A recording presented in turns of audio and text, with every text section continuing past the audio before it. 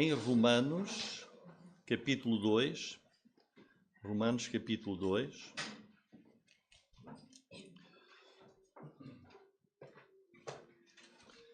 Muito bem, Romanos, capítulo 2, versículo 17.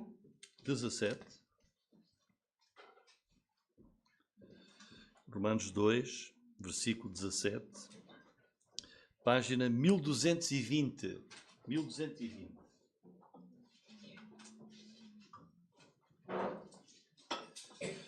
Então, irmãos, nós estamos a terminar o Evangelho de Mateus, estamos já no último capítulo e começamos também já no fim em novembro, a estudar outro livro que é a Epístola de Paulo aos Romanos, uma igreja na capital do Império Romano, uma igreja que ele ainda não conhecia e por isso escreveu a antecipação à sua ida a essa igreja. E o tema da nossa mensagem hoje é falsa segurança. Irmãos, a grande comissão de Jesus pede que nós vamos a todo o mundo, não só para chegar até aos perdidos, levar a palavra de Deus aos perdidos, para poderem conhecer a salvação, e não apenas para que eles façam uma oração de que creem em Jesus e que recebem Jesus e já estão salvos. Essa grande comissão diz para ir e fazer discípulos. Em Mateus capítulo 27, não sei se vai aparecer ali, Mateus capítulo 27, diz para ir e fazer discípulos de todas as nações, mas diz também para os ensinar a guardar todas as coisas que Jesus ensinou. Diz, versículo 19 e 20, ide fazer discípulos, batizando-os em nome do Pai, do Filho e do Espírito Santo, ensinando-os a guardar todas as coisas que eu vos tenho mandado. Ou seja, a grande comissão é ir para fazer discípulos. Não é apenas levar o Evangelho para alguém ouvir e crer. É fazer dessa pessoa um discípulo. Ensinar essa pessoa a guardar, a praticar a palavra de Deus. É o que diz aqui, não basta ouvir. Ouvir, não basta saber. É preciso, como diz Jesus, ensinar as pessoas, os crentes, a praticarem na vida a palavra de Deus. E é o que Paulo está aqui, no início desta carta, precisamente a mostrar, com muita firmeza. Por exemplo, Efésios 2:10, depois de dizer que pela graça sois salvos por meio da fé, isto não vem de vós, é um dom de Deus, não vem das obras para que ninguém se glorie. Mas o versículo 10 diz que Deus preparou as boas obras para nós andarmos nelas. Portanto, as boas obras fazem parte da vida do crente. Não são para nos salvarem, mas é obrigatório andarmos nas boas obras que Deus preparou para nós. E é disso que Paulo fala aqui. Esta carta aos Romanos, irmãos, é um dos livros mais importantes do Novo Testamento. É muito importante este livro. É profundo, ele é essencial à nossa fé e exige de nós um esforço. Esta carta é um livro maravilhoso, apresenta-nos a mensagem cristã, que é uma mensagem central. Houve um teólogo que escreveu que se perdesse toda a Bíblia, perdia-se toda a Bíblia, e se ficássemos só com a carta de Paulo aos Romanos, era suficiente para conhecermos aquilo que é essencial para a salvação e para a vida cristã. Então nós estamos a aprender aqui, irmãos, quando nós estamos aqui no início deste livro aos Romanos, nós aprendemos sobre a pessoa divina. Isto é muito importante, irmãos. Aprendemos aqui nestes versículos Como é que Deus é? Quando nós estamos aqui, Deus inspirou para se escrever isto. Como é que Deus é? Como é que Deus atua? Como é que Deus age? E qual é o propósito desta secção? Os irmãos podem reler em casa, do capítulo 1, versículo 18, até o capítulo 3, versículo 20. Qual é o propósito de Paulo ao escrever este trecho? É este, irmãos. Ele está aqui a mostrar, este é o início da carta. Paulo está aqui a mostrar o homem é pecador. Olhemos para o mundo inteiro. O homem, aos olhos de Deus, é pecador. E o homem, na presença do Deus Santo, do Deus Justo, o homem vai encontrar e está sujeito à ira de Deus, ao julgamento de Deus. O homem não tem qualquer recurso, não tem qualquer meio de salvação perante o Deus Santo e Justo, não tem qualquer segurança a não ser em Jesus Cristo. E também diz-nos aqui com toda a certeza que Deus vai julgar o mundo inteiro. Vou ler apenas 2, 3, podíamos levar aqui o dia. O Salmo 9, versículo 7 diz: o Senhor já preparou o seu tribunal para julgar. Irmãos, a Bíblia ensina-nos um Deus de amor que é, mas um Deus justo que se ira. Salmo 96, 13 está escrito: o Senhor vem a julgar a terra, julgará o mundo com justiça, os povos. Bilhões e bilhões de pessoas vão ser julgados com a sua verdade. O julgamento de Deus é verdadeiro, é justo, tal como Ele é. São apenas 2 exemplos de inúmeras passagens bíblicas que nos dizem: Deus virá para julgar o mundo inteiro, cada pessoa. Mas o mundo não crê nesta realidade. O mundo não crê e o mundo vive como se não houvesse nada no futuro. Mas desde o capítulo 1 de Romanos, Paulo começa a apresentar o Evangelho. O Evangelho, e ele vai dizer que apenas o Evangelho, somente o Evangelho de Cristo é que tem a capacidade, tem o poder, só o Evangelho é que tem o poder de conceder a salvação para a vida eterna com Deus, naquele que crê. Capítulo 1, versículo 16. Não me envergonho do Evangelho de Cristo, pois é o poder de Deus para a salvação de todo aquele que crê, primeiro do judeu e também do grego, porque nele se descobre, no Evangelho descobre-se, vem-se a conhecer a justiça de Deus de fé em fé, como está escrito: mas o justo viverá pela fé. E depois Paulo, depois de apresentar, ele vai falar do Evangelho nesta carta. E depois de mostrar o ponto inicial, ele prossegue dizendo: primeiro, Evangelho são boas notícias. Mas Paulo diz: mas eu vou-vos dar as más notícias primeiro. Primeiras más notícias. Já hoje, no tempo em que Paulo escreveu, todos os séculos que passaram, hoje, dia 8 de fevereiro de 2026, o mundo está debaixo da ira e do julgamento de Deus. Como está o versículo 18. Porque do céu, lá de cima, de Deus, se manifesta. Não diz, se manifestou, olha, já foi, Deus já fez. Ainda vai acontecer. Não, manifesta-se cada dia a ira de Deus. A ira de Deus sobre o quê? Sobre toda a impiedade e injustiça dos homens que detêm a verdade em injustiça. Então Paulo vai aqui enunciar 3 classes de pessoas e diz: olhemos para o mundo. Ele vai aqui mostrar, aqui, nesta carta, 3 classes de pessoas. Indivíduos que se encontram nesta realidade, de estarem debaixo da ira e do julgamento de Deus. A primeira está nos versículos 18 até 32. Já tivemos aqui essa mensagem. E quem são esses? São os pagãos, os descrentes, que nós conhecemos muitos. São negacionistas, conhecem essa palavra? Negacionistas espirituais.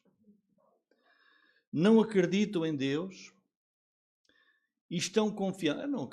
Não há Deus. Isso, Deus é a minha invenção. E por isso estão confiantes que não há Deus, não vamos ter juízo nenhum final, não há nenhuma ira. E Paulo vai aqui descrever este grupo. Diz, sabem qual é a vida deles? Vidas devassas, elevada pecaminosidade, totalmente contrários às leis de Deus, aos mandamentos de Deus. E eles estão seguros, diz, posso viver como eu quiser, quando morrer, morro e acabou tudo. Versículo 19, do capítulo 1. O que de Deus se pode conhecer. Nunca entrou numa igreja, nunca leu a Bíblia, não sabe nada. O que de Deus se pode conhecer neles, nesses que são descrentes, se manifesta. Porque Deus lhe o manifestou. Mas como? Versículo 20. As suas coisas invisíveis, desde a criação do mundo, desde o dia 1 em que Deus criou o mundo, tudo que está criado, o seu eterno poder, o poder de Deus, a sua divindade, se entendem e claramente, não é preciso ir à escola. Diz, olhas para o mundo, para o universo, para o céu, à noite e de dia, os animais, as plantas, os rios, os mares, o vento, a neve, tudo o que está criado. Claramente se vêem pelas coisas que estão criadas para que eles fiquem, quê? Sem desculpa. Mas eu não acredito. Não vais ter desculpa. E então o que é que... E depois ele escreve aqui, podíamos estar aqui, já tivemos esse versículo, entregam-se a vidas horríveis. E então o que é que acontece? Porquê? Diz, Deus já os abandonou. Voltaram as costas a Deus, têm testemunho de Deus, Deus abandonou essas pessoas. Vejam, versículo 24. Deus os entregou. As pessoas que voltam as costas a Deus deliberadamente, Deus entregou-os às concupiscências, aos prazeres, os seus corações à imundícia, para desonrarem seus corpos entre si, de vacilidão sexual do pior que possamos imaginar. A Bíblia descreve isto. Mudaram a verdade de Deus em mentira, honraram, versículo 25, serviram mais a criatura do que o Criador. Versículo 26, por isso Deus os abandonou às paixões infames. Até as mulheres mudaram o uso natural, no contrário da natureza. Semelhantemente também os homens, deixando o uso natural da mulher, se inflamaram na sua sensualidade, uns para com os outros, homens com homens, mulheres. É a perversão sexual que nós vemos. Versículo 28. E como eles não se importaram, não me importa nada de Deus, de ter conhecimento de Deus, assim Deus os entregou um sentimento perverso para fazerem coisas que não convêm. Quando nós vimos todo o pecado, todo o crime, tudo aquilo que... Depois ele continua até ao versículo 32. Mas como é que é possível? Deus abandonou essas pessoas. Se elas não se arrependerem, estão perdidas. Versículo 32. Mas eu não acredito em Deus. Olha, não adianta. Os quais, conhecendo o juízo de Deus, que são dignos de morte, os tais coisas praticam, não somente as fazem, mas também se agradam dos que as fazem. Vemos as pessoas nessa vida e hoje, em vários países do mundo, os crentes já não podem criticar. Não podem criticar, como sabem. Não pode criticar. Aliás, já há leis para homens casarem com homens, mulheres com mulheres, não é? E quem critica está debaixo de sanções de lei, prisão. E é o que está aqui a dizer. Nós vemos crimes. E pessoas contra as autoridades, contra as leis, são a favor desses que cometem essas coisas. Estão abandonados. Então, esses já estão a enfrentar a ira de Deus. Mas depois há outra classe de pessoas, capítulo 2, versículos 1 a 16, que são pessoas, conhecemos, de boa moralidade, de ética, até são religiosos, de várias religiões, que são pessoas que querem seguir uma certa moralidade. Estão cientes de que existe um Deus, Deus tem as suas leis, muitos até conhecem a igreja, conhecem a Bíblia, e nessa pretensa moralidade julgam os outros. Está aí o outro grupo de pessoas, capítulo 2, versículo 1. Portanto, és inexcusável, outro grupo, quando julgas, ó homem, quem quer que sejas, porque condenas a ti mesmo naquilo em que julgas ao outro, pois tu que julgas fazes o mesmo. Então, o que é que Deus está a dizer? Quem julga os outros, quem julga aquilo que os outros fazem, que acha que é errado, e é errado, vê alguém que rouba, julga. Vê alguém que faz uma coisa má, então julga, exerce esse juízo, como nós sabemos, é porque essa pessoa sabe o que é certo e errado. E por isso, quando ela também erra, já está condenada também. Ou seja, já está debaixo ela mesma do julgamento de Deus. Mas como? Mas eu não sou como aqueles outros. Eu não vivo aquelas paixões infames, não sou o indivíduo, como está lá a partir do versículo 30 do capítulo 1, não sou criminoso, eu não tenho uma vida decente, com alguma moralidade. Portanto, um dia Deus vai pesar a minha vida na balança e diz, sim, fizeste algumas coisas más, mas fizeste muito mais coisas boas. Então eu acho que estou safo no julgamento de Deus, não é? Acho que, pronto, pesando ali, acho que estou safo. Capítulo 2, versículo 3. Tu, homem, que julgas os que fazem tais coisas, cuidas que fazendo-as tu escaparás ao juízo de Deus? Mas eu não faço o que os outros fazem, mas faço outras coisas. São contrárias à lei de Deus. Ou desprezas as tuas riquezas da sua benignidade e paciência e longanimidade, ignorando a benignidade de Deus te leva ao arrependimento? Versículo 5. Mas segundo a tua dureza e teu coração impenitente, entesouras ira para ti. Não te adianta pensar que és bonzinho. Se tu não te arrependeres, diz aqui, não é? Teu coração continua duro e impenitente, estás a entesourar ira para aquele dia da manifestação do juízo de Deus. Estás no mesmo patamar que os outros que têm vidas muito devassas. Também estes estão enganados. Os outros têm aquela segurança. Não há Deus, não há nada. Não importa com isso. Não vai haver problema nenhum. É uma segurança falsa. Estes, mas eu sou bonzinho. Eu até pratico o bem, até vou à igreja. Não é? Até sou religioso. Diz, se não te arrependeres, de acordo com aquilo que Deus manda fazer, é uma falsa segurança também. E depois, em terceiro lugar, isto já nós vimos, mais em pormenor, em terceiro lugar temos outro grupo que Paulo vai aqui falar, a partir do versículo 17 até o versículo 19, são os judeus. Os judeus tinham a religião correta. Eles receberam do próprio Deus os caminhos das suas leis. Eles acreditavam, e muitos ainda acreditam hoje, estar absolutamente seguros diante de Deus. E eles acreditavam, como Paulo vai aqui dizer, eu sou judeu, os judeus que que são povo de Deus, vão enfrentar a condenação final, jamais seremos submetidos a um julgamento, à ira de Deus. E eles têm uma segurança, os judeus têm uma segurança bem definida. Qual é? Somos judeus, possuímos a lei de Deus, possuímos a revelação de Deus. Deus fez uma aliança com o povo de Israel. E, como sinal dessa aliança, os meninos são circuncidados ao 8º dia.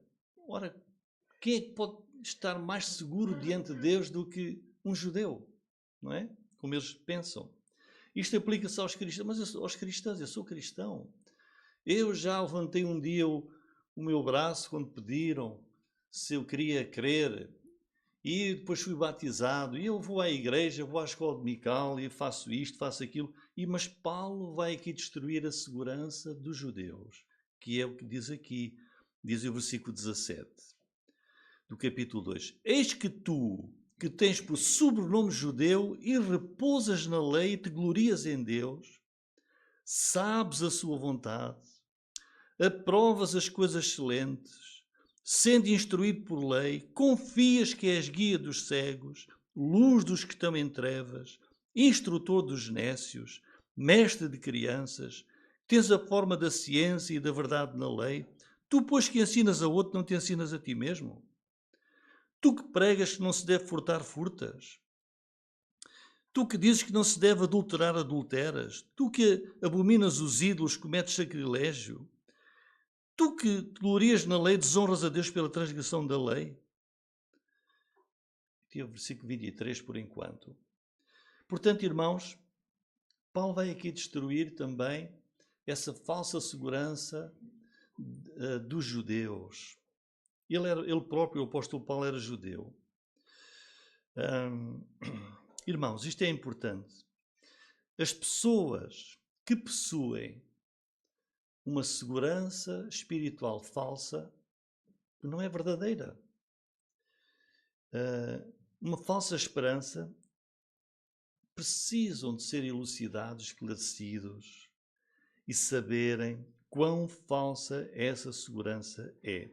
E Paulo vai agora mesmo atacar essa vanglória dos judeus. No que é que os judeus confiavam? Vamos ver 3 coisas. A primeira, a herança, versículo 17. Eis que tu, que tens por sobrenome judeu e repousas na lei, te glorias em Deus. Este povo, os judeus, é um povo conhecido por 3 nomes. Hebreus é uma referência à sua língua, seu idioma, falam o hebraico, e por isso vemos na palavra de Deus os hebreus. Também podiam ser chamados de israelitas, que é uma referência àqueles que são da terra de Israel, onde vivem, ou chamados judeus, indica a sua nacionalidade. E os judeus orgulham-se disto tudo. Eu sou judeu, sou israelita, eu sou hebreu. Eles eram o povo especial de Deus. Deus criou uma nação nova no mundo que não existia. Chamou Abraão veio com Sara, Abraão com 99 anos de idade, com Sara teve um filho, Isaac, e aí começou, depois Jacó, aí começou essa nova nação, que é a nação de Israel. Portanto, os judeus eram esse povo especial, foram escolhidos como aquela nação que Deus criou para levar o conhecimento de Deus ao mundo inteiro. O profeta Isaías diz, vós sois as minhas testemunhas. Portanto, os judeus foram escolhidos com esse propósito e também deles nascer o Salvador. E por isso diz aqui, no versículo 17, te glorias em Deus. Os judeus gloriam-se em Deus. Mas faziam-no de uma maneira incorreta. Porquê? Porque se achavam superiores aos outros. Não eram humildes, achavam-se superiores, especiais, gabavam-se. Só eles tinham o Deus verdadeiro. E o que é que isto levou? Esta arrogância. levou a que eles pensavam que somos especiais, temos tudo isto, Deus fez até uma aliança connosco. E por isso achavam que podiam viver as suas vidas da maneira que quisessem, tudo iria dar certo.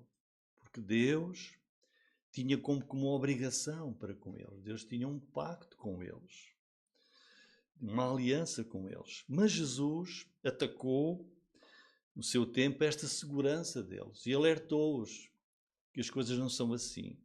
Em João capítulo 8, versículo 33, penso que vai aparecer ali, João 8, 33, vejam, responderam, estavam a falar com Jesus, somos descendência de Abraão. Estão a ver?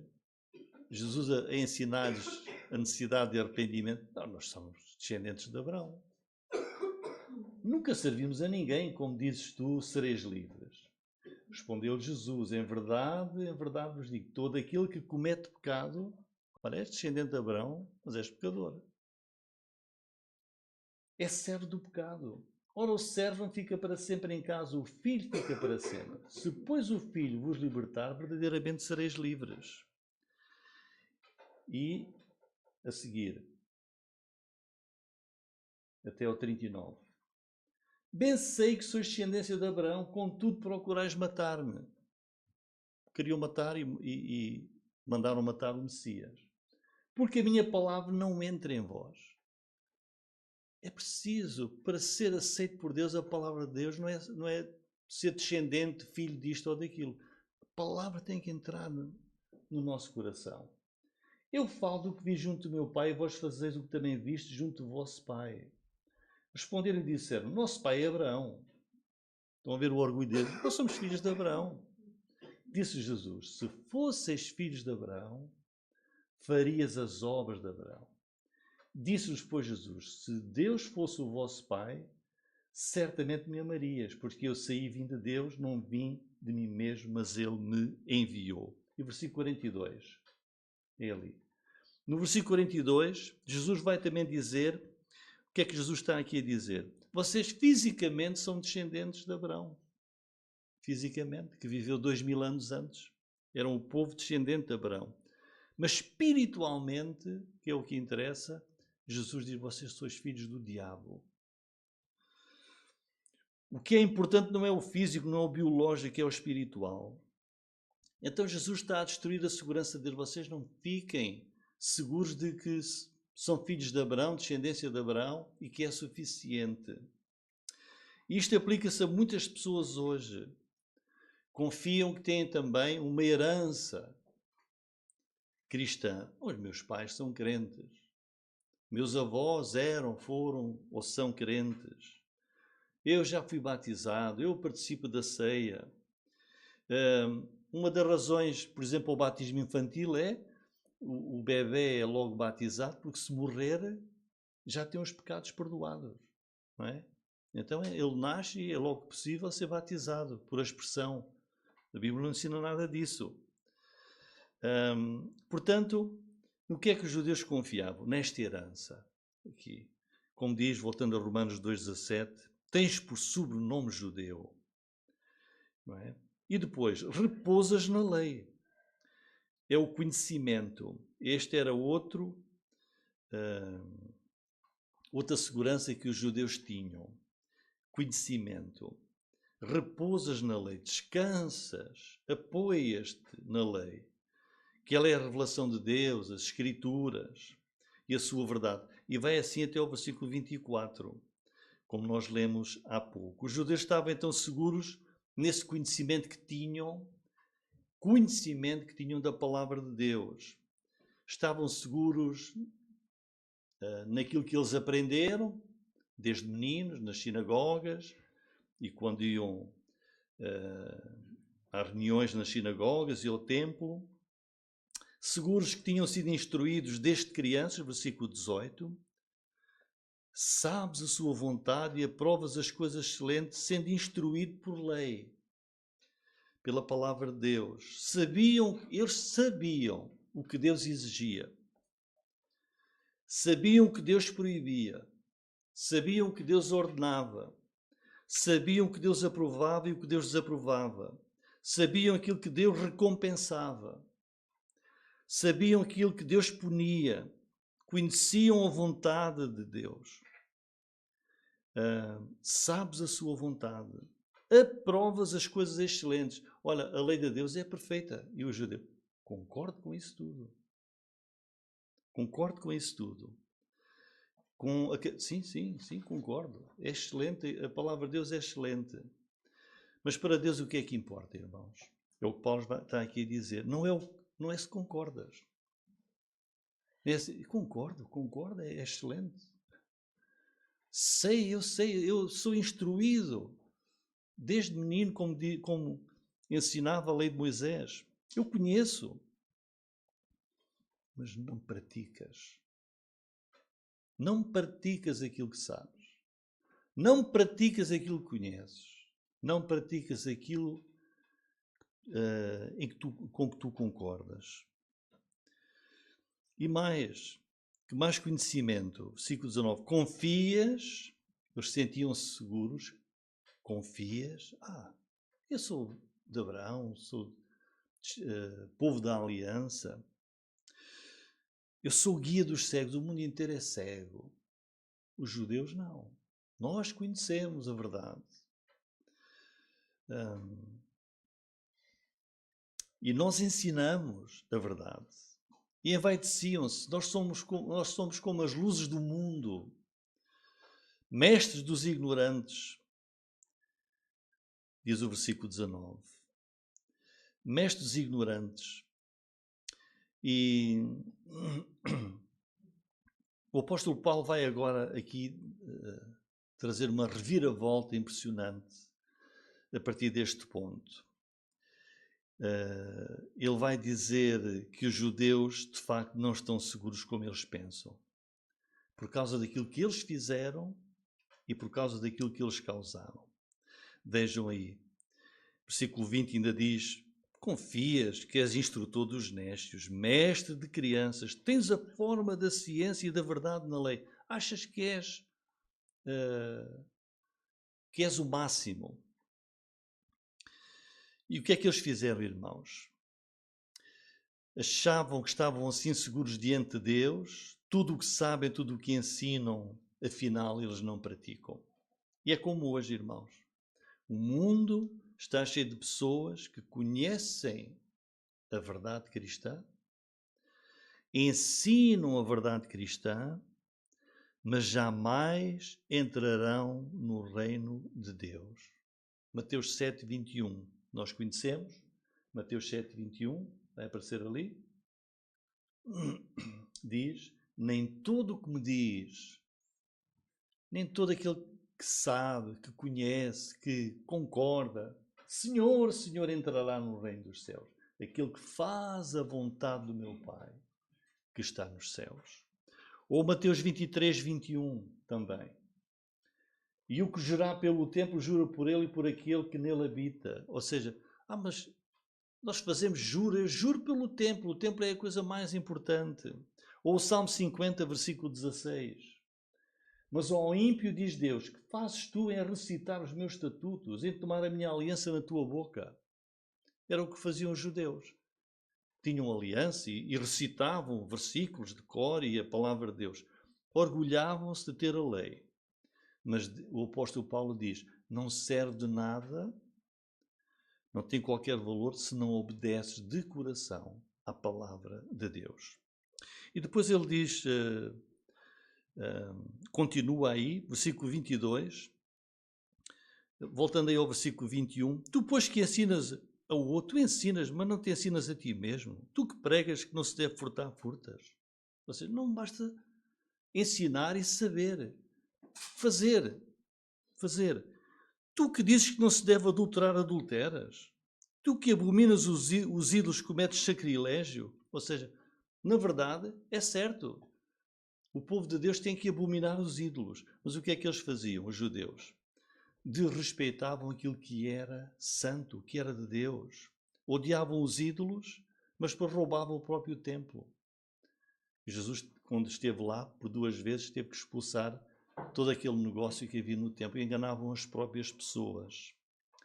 Roubavam ídolos pagãos aos outros, de ouro e de prata, e depois vendiam e ficavam com esse dinheiro. É o sacrilégio. Isto aplica-se, irmãos, àqueles que se dizem cristãos, afirmam crer, acreditam que todo o Evangelho é verdadeiro, frequentam a igreja, fazem parte da igreja, mas não vivem, não praticam o Evangelho. E nós vemos isso nos bancos das igrejas, nos púlpitos, infelizmente até pastores. Como diz aqui, pregas que não se adulteram e adulteras. Eu digo isto com a maior humildade, porque nós não sabemos quando é que as tentações vêm a todos os níveis. Mas praticar aquilo que nós conhecemos da palavra de Deus. Isto era o que eles fizeram, e versículo 24, aquilo que eles causaram.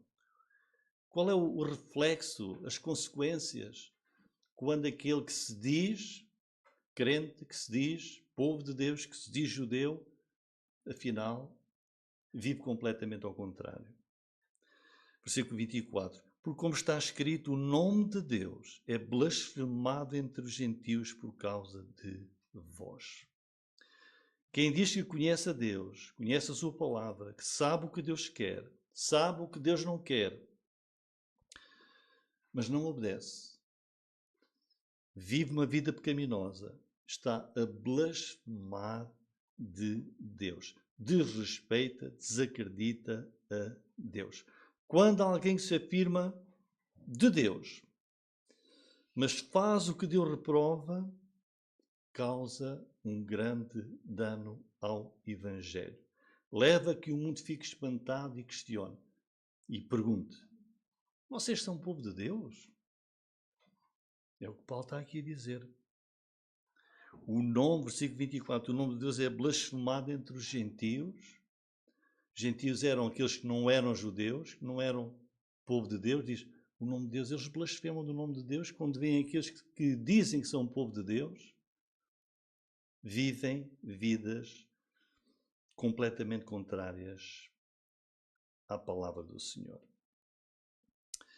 E o que é que Deus diz aqui?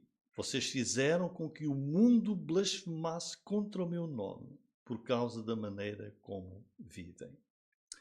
Portanto, se alguém pensa que está seguro perante Deus, simplesmente por causa daquilo que sabe de Deus, ou daquilo que ensinou de Deus, mas não vive de acordo com esses ensinamentos, não está seguro. E um dia vai enfrentar o juízo de Deus. E também não está a ajudar os outros que observam, nem está a glorificar o nome do Senhor. Depois, então, os judeus gloriavam-se da sua herança, somos povo de Deus, somos filhos de Abraão, gloriavam-se no seu conhecimento, e Paulo aqui já os derrotou. E depois, versículo 25 até 29, também a última segurança que eles tinham e têm é aquele ritual da circuncisão. Versículo 25. Porque a circuncisão é, na verdade, proveitosa, se tu guardares a lei. Mas se tu és transgressor da lei, a tua circuncisão se torna em incircuncisão. Se, pois, a incircuncisão, que são os que não são de Israel, chamados gentios, se esses, a incircuncisão, guardar os preceitos da lei, porventura a incircuncisão não será reputada como circuncisão? Diz, olha, aqueles que não são povo de Deus, mas que praticam as coisas que são da palavra de Deus, afinal, eles é que são verdadeiramente povo de Deus. Versículo 27. E a incircuncisão, que por natureza o é, se cumpre a lei, não te julgará porventura a ti, que pela letra e circuncisão és transgressor da lei, porque não é judeu o que o é exteriormente, nem é circuncisão a que o é exteriormente na carne. É judeu o que é no interior, circuncisão a que é do coração, no espírito, não na letra, cujo louvor não provém dos homens, mas de Deus. Portanto, a circuncisão, como sabe, era um ritual que Deus estipulou para o seu povo, na aliança que fez com eles, em que os meninos, sexo masculino, ao 8º dia, tinham que passar pela circuncisão no seu órgão sexual. E isso era uma marca que distinguia os judeus dos outros povos. Mas Deus diz aqui que fazer isso não é isso que vai trazer a salvação ao judeu. Se ele não for crente no Senhor, não for obediente aos mandamentos, não tem qualquer valor aos olhos de Deus. É viver apenas de uma religião, é viver apenas um ritual. E no versículo 26 diz que um não-judeu que não é circuncidado, se obedecer à lei de Deus, é aceite pelo Senhor. E o judeu que é circuncidado, mas é transgressor, não é aceite. Portanto, a circuncisão, cumprir um ritual, os cristãos serem batizados, nada disso serve, nada contribui para a salvação. E o versículo 27, que lemos, dá esse golpe fatal. O gentio que é obediente vai julgar o judeu que é transgressor. E depois, no final, versículos 28 e 29, Paulo então aí estilhaça toda a segurança de um judeu que confia em rituais, confia na religião, e vai dizer para onde é que Deus olha, irmãos. Para onde é que Deus olha hoje? Para o seu povo, que são os crentes. Deus olha para o interior. Não adianta nada se é filho de um crente, ou se é neto de um crente, ou se é irmão de um crente. Não adianta. Em Mateus 3,9, Jesus disse: não presumais de vós mesmos, ou seja, não te envaideças, não sejas arrogante, não tenhas uma opinião muito boa sobre ti mesmo, dizendo, temos por pai Abraão, porque eu vos digo que mesmo destas pedras, Deus pode suscitar filhos a Abraão. E em João 6,29, Jesus diz, e é bem claro, a obra de Deus é esta, que creiais naquele que Ele enviou. Esta é a obra que Deus quer, crer naquele que enviou, que é o Senhor Jesus Cristo. Em conclusão, irmãos, não somos povo de Deus por qualquer herança física ou biológica ou por descendência. O povo de Deus é aquele que espiritualmente conhece ao Senhor. Os judeus, que é o que Paulo está aqui a falar neste capítulo 2, buscavam exteriormente a glória, o louvor dos outros, mas o que ele diz é, irmãos, o verdadeiro louvor, aquele que interessa, é o louvor de Deus, do próprio Deus. Davi disse no Salmo 51,6, eis que amas a verdade no íntimo. É para aí que Deus olha. Deus ama a verdade no íntimo. Não interessa se conheço, se sei, se concordo. Deus quer que nós sejamos obedientes à sua palavra. Portanto, o judeu, só por ser judeu, não está livre da condenação de Deus.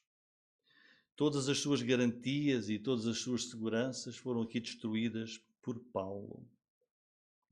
Ninguém pode permanecer em pé diante do Deus justo. E voltando atrás, o imoral, o pagão, aquele que diz que Deus não existe e tem uma vida dissoluta, que ama o pecado, que é inimigo da palavra de Deus, acha que Deus não existe, não há inferno, não há juízo final, essa sua segurança é totalmente derrotada, porque vai enfrentar o julgamento de Deus. Nem um homem aparentemente moral, religioso, qualquer religião, que na sua moralidade olha e julga os outros, é ético, é bom cidadão, tenta apoiar-se na sua própria bondade, nas suas boas obras, não tem qualquer hipótese diante de Deus. E nem mesmo o judeu religioso, nem mesmo aquele que se acha cristão, que pensa por o judeu porque é judeu, porque tem a lei de Deus, cumpre os rituais, não está seguro. Não vai permanecer diante de Deus. Então onde é que há a verdadeira segurança? A verdadeira segurança total está no Evangelho de Jesus Cristo. É assim que Paulo começa. A base para este trecho todo até ao fim do capítulo 3, que ainda está a seguir, é o início. Não me envergonho do Evangelho de Cristo. É o poder de Deus para a salvação de todo aquele que crê. Então esta é a total segurança de Deus para qualquer pessoa. O Evangelho de Jesus Cristo. É essa sim.